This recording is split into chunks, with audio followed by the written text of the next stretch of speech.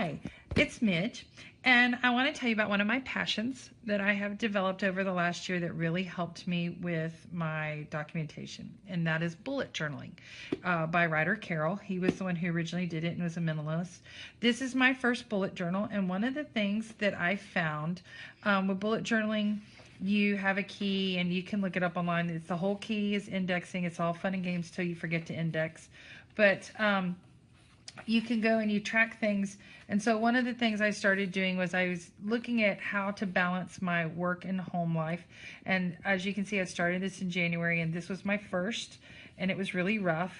And I like to be creative and have outputs. And one of the things I noticed is that I needed to track my time, because I felt like I kept spinning my wheels and where was my time going. And I knew I was doing a lot of things, and then I got creative.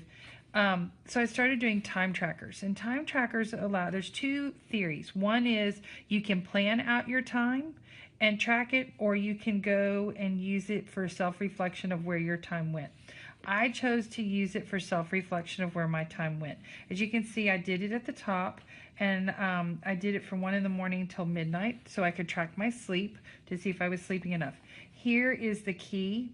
I will tell you with this key that I overdid, since this was my first one.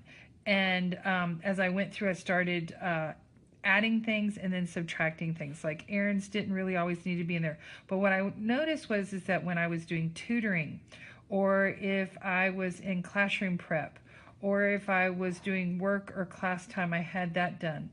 And then the other thing that I needed to bring balance to was when was I spending time with my family and how much was I obsessing about TESS and getting all my job done. And so as we go through, here are the different ones that I had. And as you can see here, I even wrote a note to myself because February is the suckiest month of the year for educators, and it ended and I celebrated it. And you can see here how I went through and I did my class instruction. There was my prep time. I did some tutoring. And then as we got into STAR, you can also do weather. As we got into STAR and tutoring, you can see I had tutoring here that I documented, and I could go back through and I could reflect. So what I want to teach you about is if you're not a digital person, you want to analog and have self-reflection, this particular bullet journaling helped me a lot. I also went and I used it to track my summative meetings and to do some brainstorming. I did some training. I did some brainstorming there. I put those in there. And then I also have, oh goodness, they're always at the end of the year here. Where was it?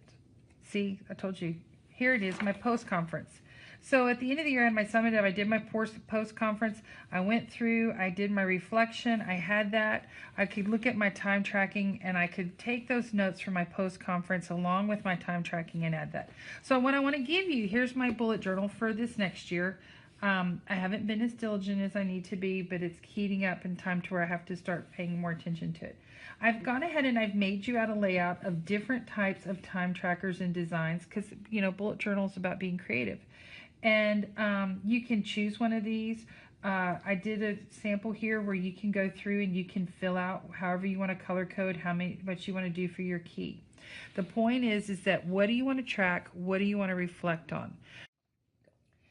One of the days I want to show you that showed me that I really needed to adapt and change my life was the 21st of February. If you'll notice, 15 minutes of my day went to my family. But from the time I got up till the time I went to bed, that went to school. So what that showed me was where was my time going and how was I spending it, and was it really balanced? And one of the things that I like with TESS is with the documentation is it makes you reflect on where's the balance in your life.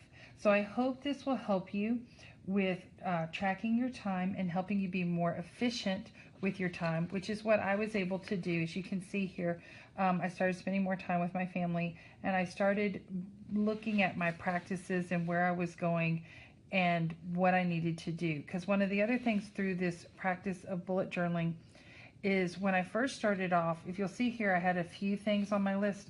When I look at some of the people that use it, like Ryder Carroll, they only have 2 or 3 things on their list. But when I started, you can even see here, here's my work list, there's my home list. And I just had, and I even did a weekly reflection, trying to look back on where I was at. I got so busy, oh, I'll track habits. There's just all these different things you can do. But what I want you to do is look at where your time's going. How do you use it most efficiently? And how can you use it to document what you're doing and make you a better teacher?